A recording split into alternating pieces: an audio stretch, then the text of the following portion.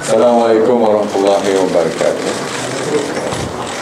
Hari ini kita mengikut tradisi di mana selepas hari pembubaran Parlimen semalam, maka Majlis Tertinggi UMNO telah bersidang diikuti dengan Majlis Tertinggi Barisan Nasional. Agendanya satu saja, ialah untuk membincangkan persiapan terakhir dan aktiviti-aktiviti serta program-program yang perlu dilakukan selepas pembubaran Parlimen dan seterusnya pada hari penamaan calon sehinggalah kepada hari pembuangan undi. Antara aktiviti penting yang akan berlaku ialah pada 6 hari bulan ini, pada malam Sabtu ni, hari Sabtu malam, manifesto Barisan Nasional akan dilancarkan di Dewan Tertutup ataupun Stadium Tertutup Bukit Jalil, di mana manifesto Barisan Nasional akan dilancarkan.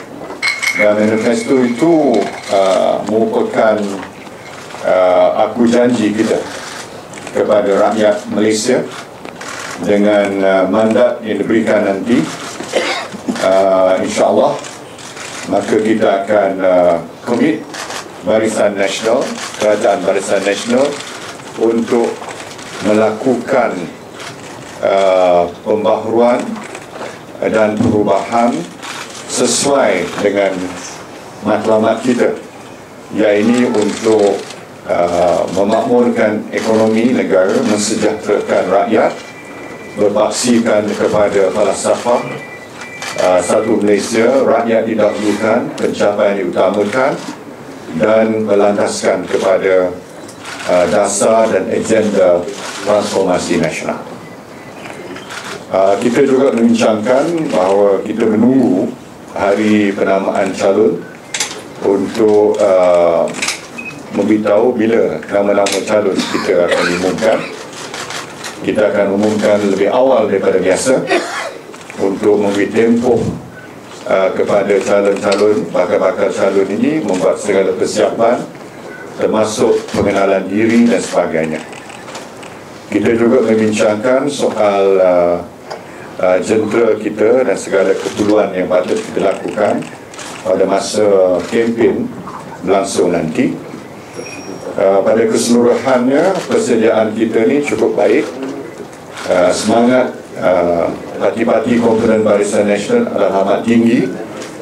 Jentera kita ni bersedia untuk turun ke langgar, malah mereka telah pun memulakan perkara ini, dan segala kegiatan kita akan kita tingkatkan, terutama sekali pada waktu kempen pilihan raya nanti.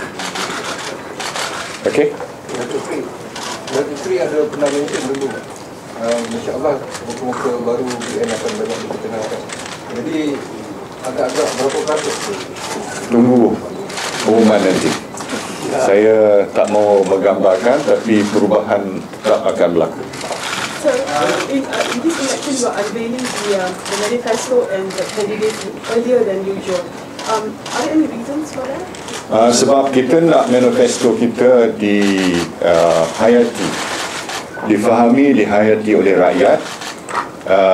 Sebab manifesto ni adalah komitmen serius Kerajaan Barisan Nasional. Dan kita telah pun dalam tempoh masa 4 tahun ini membuktikan bahawa bila kita janji, kita telah tepati janji kita. Dan saya yakin dan percaya manifesto kita itu adalah lambang janji baru kita kepada rakyat. Datuk Seri, kali ini akan ada manifesto peringkat pusat dan juga di peringkat negeri. Ya, betul. Bagaimana Datuk Seri nak membezakan antara dia akan gunakan manifesto pusat sebagai manifesto induk, dasar-dasar induk, tetapi khusus pada negeri Maknanya program projek yang ada kaitan dengan negeri berkenaan itu akan kita tekankan, akan kita tengahkan dalam manifesto peringkat negeri. Mungkin contoh salah satu mungkin Selangor berkaitan dengan air, betul-betul. Ya, betul. Selangor air, Kelantan pasal stadium, masjid dan lebuh raya dan sebagainya. Jadi peculiar kepada negeri itu. So you're going to the states as well to launch the No. state manifesto? Tidak. That will be done. Done by the Barisan Nasional peringkat negeri. Kenapa kena You mentioned yesterday that you would like to hoping for a strong mandate.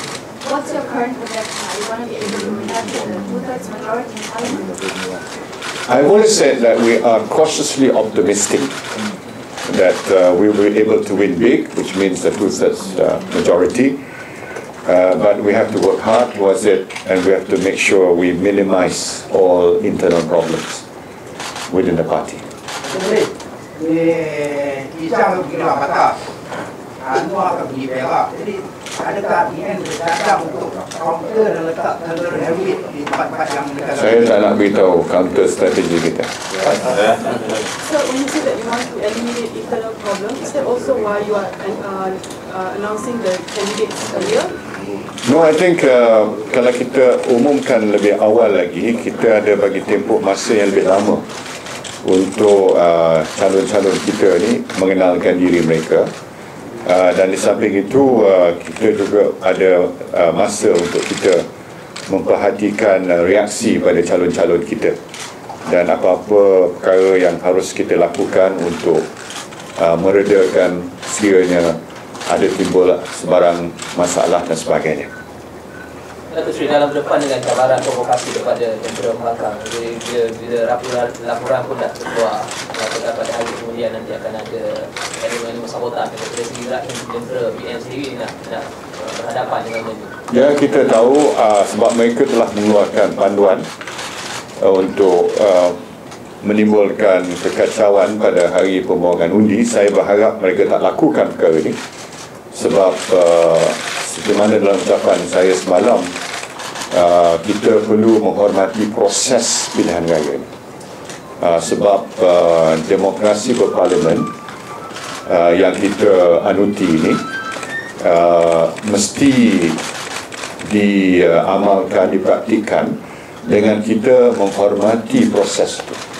Sama ada proses integriti proses itu dan juga pelibatan kita dalam proses itu mestilah ke arah membenarkan rakyat membuat pilihan mereka secara bebas dan secara terbuka, dan bukan menimbulkan sebarang keadaan yang boleh mengganggu mereka, seperti menghalang mereka pergi tempat mengundi, menakutkan mereka pergi tempat mengundi, ataupun melakukan apa-apa yang menyebabkan hak mereka itu dinafikan ataupun diselewengkan. How do you feel about going to Perak, ditching Permatan? How do you feel about that move? Do you think it's safe? I think he is not feeling that secure in Permatan Pau because he's abandoned those people who have supported him for so long since he entered politics. I would never dream of leaving Pekan. I've said it on record that I will live and die in Pekan, politically speaking. That's what he thinks, but the people should realize that if he can abandon Permatan Pau, he can also abandon them in the future, in the new constituency.